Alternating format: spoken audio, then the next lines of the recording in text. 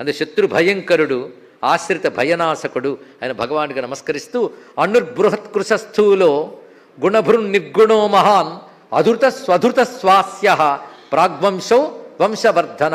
అణుహు, అణుహు అంటే చాలా సూక్ష్మమైన వాడు. అంటే అంత నలుసు అంత ఉంటాడా? నలుసు నీకు అందింది కదా, అది కూడా ఇక్కడ నీకు అందనంత సూక్ష్మమైన, అంటే ఇంద్రియాలకు ఊహలకు లభించనివాడు. అంతే కదా, బృహత్ అతి పెద్దవాడు ఆయనే. ఇక్కడ పరస్పర విరుద్ధ నామాలు, అనుర్బృహత్ రెండు విరుద్ధ నామాలు. కృశ స్థూల, సన్ననివాడు కృశ, స్థూల అంటే అతి విస్తారమైనటువంటి వాడు, రెండు ఆయనే.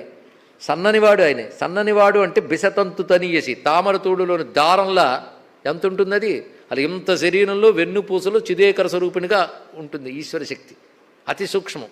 నీవార సూకవత్తన్ వీపీతాభాస్వత్ అణూపమా అక్కడ చెప్తున్నారు కదా, అని అణువురణీయాన్ మహతో మహీయాన్ ప్రసిద్ధి చెందిన మాట అన్నది. అందుకే అత్యంత అణువు ఆయనే, అత్యంత బృహత్తు ఆయనే, అత్యంత కృశ ఆయనే. సన్ననివాడు, సన్ననివాడితో సదుపాయం ఉంది, నాజూక్కున్నవాడు ఇందులో చకచకా వెళ్ళిపోగలడు, చురుకుతనం. అలాంటి కృశస్వరూపుడు.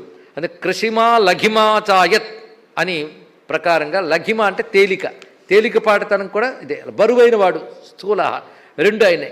అని స్థూలత్వం ఎంత ఉంది, విశ్వమంతా ఆయనే. చైతన్య రూపుడుగా సూక్ష్ముడు, అణువైనటువంటి వాడు. అలాంటి వాడే జగత్తంతా వ్యాపించి గుణభృన్ నిర్గుణో మహాన్, గుణములన్నీ భరించి ఉన్నాడు. భరించుడంటే నడపుట, వ్యవహరింపజేయుట. లోకంలో సత్వరజస్తమో గుణముల ద్వారా విశ్వాన్ని నడుపుతున్నాడు. అణువు మొదలు బ్రహ్మాండముల వరకు సర్వము. అణువు బృహత్ కూడా రిలేటివ్ టర్మ్స్ అండి.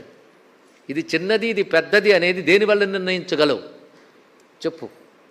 ఇక్కడ ఒక చీమను వదులుతా, అది ఇక్కడికి వచ్చేటప్పటికల్లా బ్రహ్మాండం అంతా ప్రయాణం చేసినంత ఫీల్ అవుతుంది. మనకు అంతే అది. కనుక ఇది ఉపాధికి ఒక్కొక్కగా కనిపిస్తుంది. కానీ ఏది అణువు, ఏది బృహత్. మొత్తం బ్రహ్మాండాలన్నీ కలిపి ముద్ద చేస్తే పీచుమిఠాయి ఎప్పుడైనా చూసి ఉంటారు, ఇంత కనబడుతుంది. మొత్తం నొక్కితే అంతా. ఈ విశ్వం కూడా అంతేట. దీని సారవంతమైన శక్తి ఇంతే, ఇంతగా కనబడుతుంది అది, ఇంతగా అవుతుంది అది.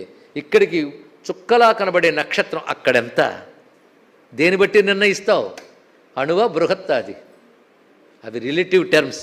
సత్యానికి రెండింటికి అతీతం అది. ఇక్కడ అది తెలుసుకోవాల్సింది. అనుర్బృహత్కృశస్థూలో గుణభృన్ నిర్గుణో మహాన్, అది సర్వగుణములను అదే భరిస్తున్నది. భరిస్తున్నదంటే నిర్వహిస్తున్నది. త్రిగుణాత్మకమైన జగత్తునంతటినీ నిర్వహించుగాడు గనక గుణభృత్. కానీ ఆయనకి ఏ గుణము లేదు గనక నిర్గుణ, కేవలో నిర్గుణశ్చ అని శృతిమాతే మనకు చెప్తున్నది. దీన్ని బట్టి ఒకటి అర్థమైంది, ఏమి అర్థం కానివాడే. ఈ జగత్తునంతటినీ అణువులో ఆయనే, బ్రహ్మాండంలో ఆయనే. అణువులో కూడా ఉన్నాడు, లేకపోతే అణువు ఎలా కదులుతుంది? బ్రహ్మాండంలోనూ ఉన్నాడు. ఇక్కడ అతి సన్నగా సూక్ష్మంగా ఉన్నాడు, అతి బరువుగా కూడా ఉన్నాడు. లేకపోతే ఇవన్నీ నడుస్తాయా? కనుక మహాన్, మహాన్ అంటే గొప్పవాడు, వృద్ధిని పొందించువాడు, ఈ వివిధ జగత్తుని వృద్ధి కలిగించేవాడు కనుక మహాన్. ఒక్కటి అర్థమైంది, ఇంత గొప్పవాడికి దండం పెట్టకుండా ఉండగలమా? అందుకే మహాన్ అంటే పూజనీయ, పూజించదగినవాడు. అయితే ఇంత పట్టుకుంటున్నాడు కదా అంటే నిజమే, కానీ ఆయన్నెవడు పట్టుకోలేడు. అధృత